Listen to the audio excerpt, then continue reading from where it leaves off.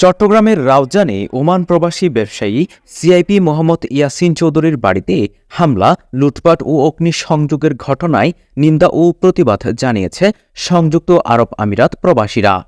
ইয়াসিন ভাই তার ঘরের মধ্যে যেটা ন্যাক্কারজনক একটা ঘটনা ঘটছে, এটার জন্য আমি তীব্র নিন্দা জানাই।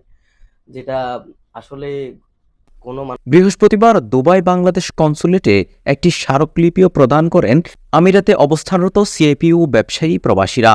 একই সঙ্গে মধ্যপ্রাচ্যের সিআইপিরা দেশে প্রবাসীদের জানমালের নিরাপত্তা চেয়ে প্রধান উপদেষ্টার দৃষ্টি আকর্ষণ করেন। প্রবাসীরা বলেন, বিদেশে অর্থ উপার্জন করে প্রবাসীরা দেশে বিনিয়োগ করছেন, ঘরবাড়ি নির্মাণ করছেন, ব্যবসা প্রতিষ্ঠান গড়ে তুলছেন, কিন্তু সম্পদ ও জানমালের নিরাপত্তা না থাকলে প্রবাসীরা আতঙ্কিত হবেন। এতে করে দেশে বিনিয়োগ নিরুৎসাহিত হবেন।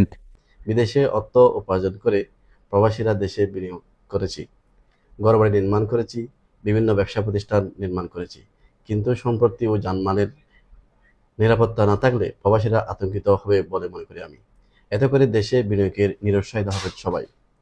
এই বিষয়ে অন্তর্বর্তীকালীন সরকারের প্রশাসনিকভাবে কঠোর ব্যবস্থা গ্রহণ করা উচিত বলে মনে করি আমি। আমার গ্রামের বাড়ি রাউজানে 50-60 জনের সশস্ত্র একটি সন্ত্রাসী বাহিনী ওপেনলি অস্ত্র উঁচিয়ে প্রথমে আমার গ্রামের বাড়িতে ঢুকে ওখানে কেউ থাকে না, আমার দরওয়ান এবং তার ফ্যামিলি থাকে, আমাদের 2টা বিল্লা, আমাদের সব ভাইদের একটা ডুপ্লেক্স বিল্লা, আমার চাচাতো ভাইয়ের একটা ডুপ্লেক্স বিল্লা, তারাও প্রবাসে থাকে। সম্পূর্ণ ঘরের মালামাল লুট করে তারপর প্রত্যেকটা রুমে গিয়ে গান পাউডার নিক্ষেপ করে আগুন ধরিয়ে দেয়। দেশে প্রবাসী পরিবারের উপর হামলা ও নানা ঘটনার বিষয়ে যুব ও ক্রীড়া মন্ত্রণালয়ের উপদেষ্টা আসিফ মাহমুদ সজীব ভুঁইয়া বলেন, বাংলাদেশের সার্বিক অবস্থা সবাই জানেন। আমরা প্রায় যুদ্ধ অবস্থার মধ্য দিয়ে এসেছি।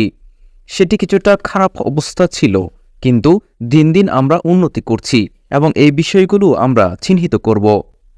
আসলে এরকম দু একটা ঘটনা ঘটেছে, যার জন্য আমরা দুঃখ প্রকাশ করছি। আপনারা জানেন, বাংলাদেশের সার্বিকভাবেই আইন শৃঙ্খলার অবস্থা যেহেতু একটা প্রায় যুদ্ধাবস্থার মধ্য দিয়ে আমরা এসেছি, সেটা কিছুটা খারাপ অবস্থায় ছিল, কিন্তু আমরা প্রোগ্রেস করছি ডে বাই ডে এবং এই বিষয়গুলোকে অবশ্যই আমরা অ্যাড্রেস করব।